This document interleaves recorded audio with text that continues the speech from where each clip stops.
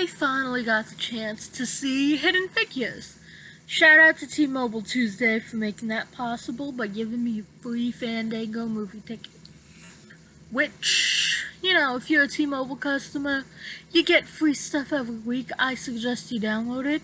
There are a lot of people I know who are T-Mobile customers and just don't have the app that gives them free shit. Like, what?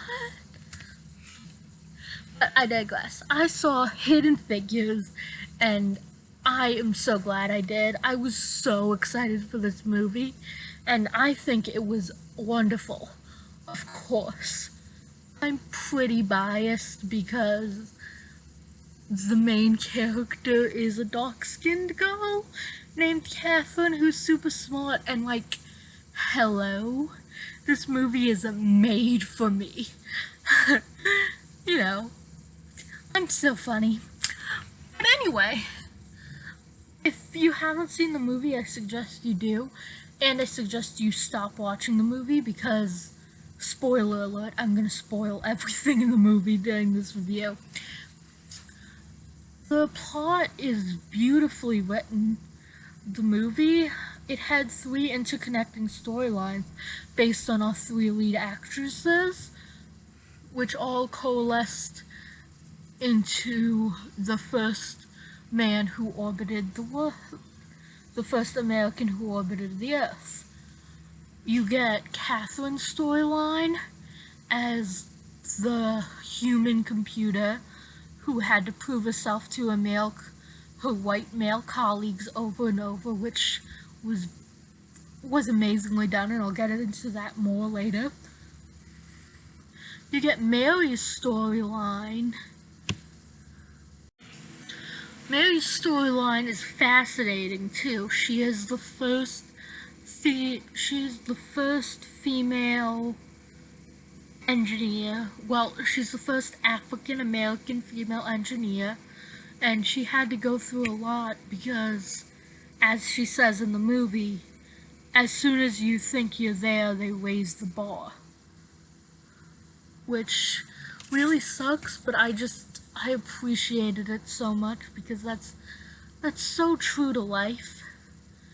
And strangely enough, you'd think because the main character is a super smart person named Catherine who matches my skin color, she'd be the character I'm most related to, but it wasn't. I'm most related to Dorothy, the person who does all the work of a supervisor. Yes, she does all the work of a supervisor and doesn't get the title or the paycheck.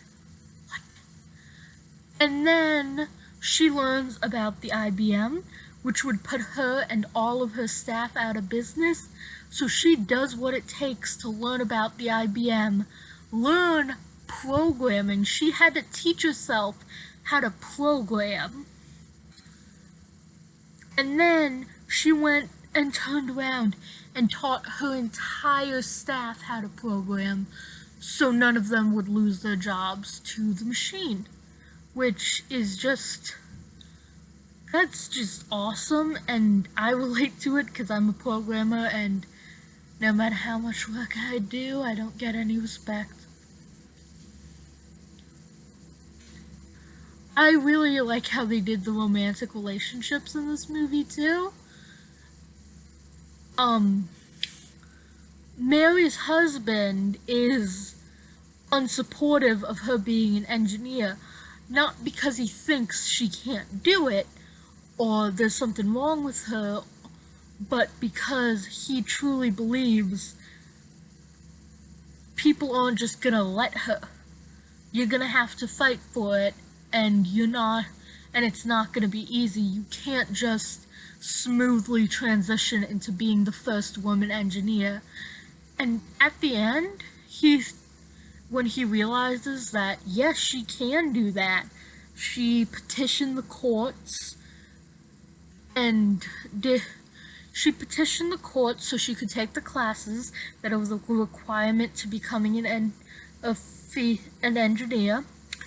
And as soon as she was enrolled in that all-white school, her husband turned around and said, "I know you can do it," because the fact that barrier was the only reason he didn't believe she could do it, because there were so many barriers. She broke down those barriers, and then he was like, I, I support you on this 100%, and I love you. Which is really nice to hear. I'm glad that he didn't keep being stubborn about this. Not that his point of view was wrong at all.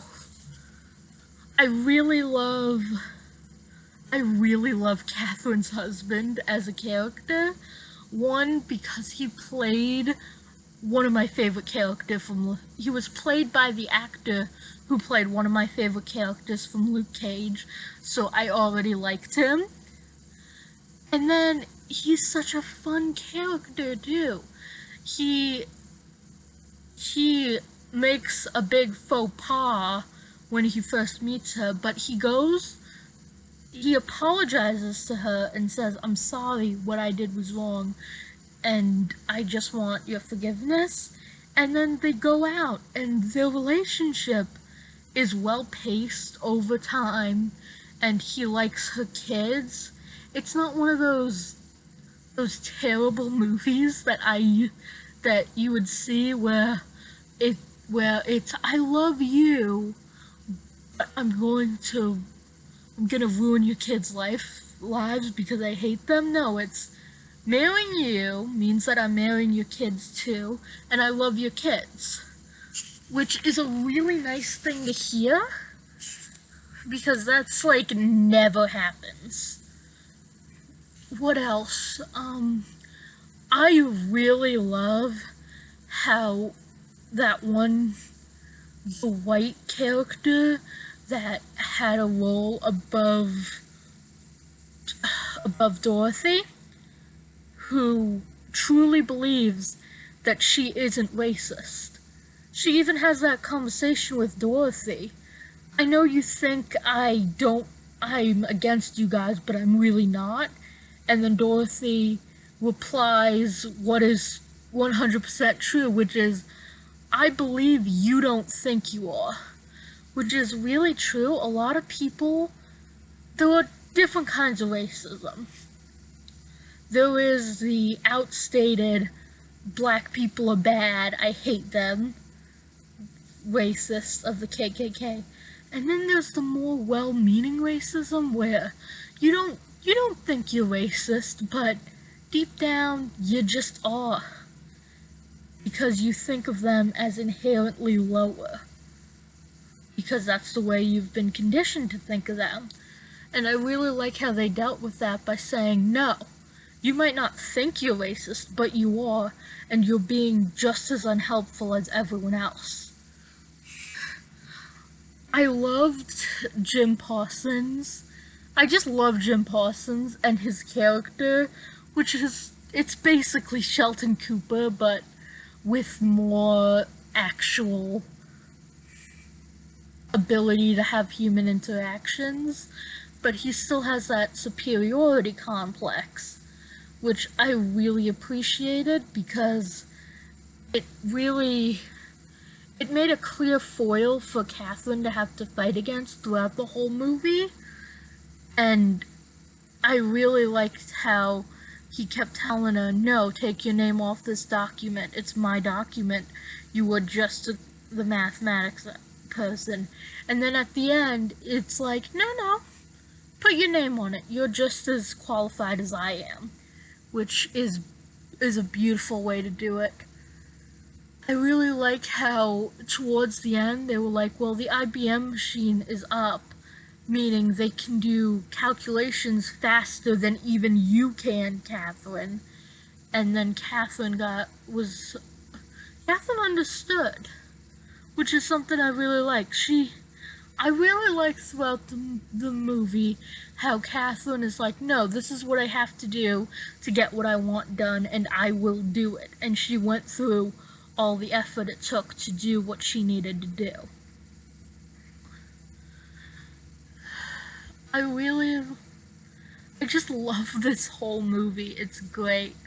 I like how they paid tribute to these three amazing women that changed this, that changed the field, and I really just love it. It goes it goes between colored and black and white backgrounds sometimes.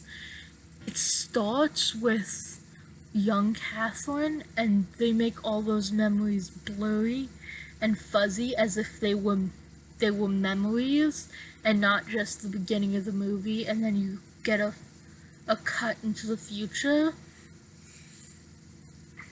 And it was just great. I really appreciated this movie.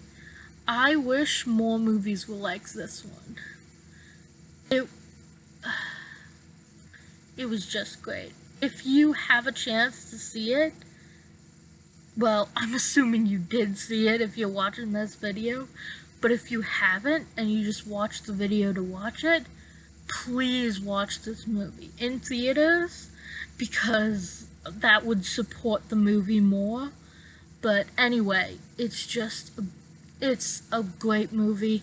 I wish I had taken Aaliyah to see it because my baby cousin, because she is so happy, and I want her to see all the different the different women that have changed the world and will in the future change the world. Because without those women, they were right. We were never. We may have gotten into space, but it would not have happened as quickly and efficiently as it did. And that's my review on Hidden Figures. If I had to give it a rating, I would give it 5 stars. That's the top, right? Yeah, 5-star rating.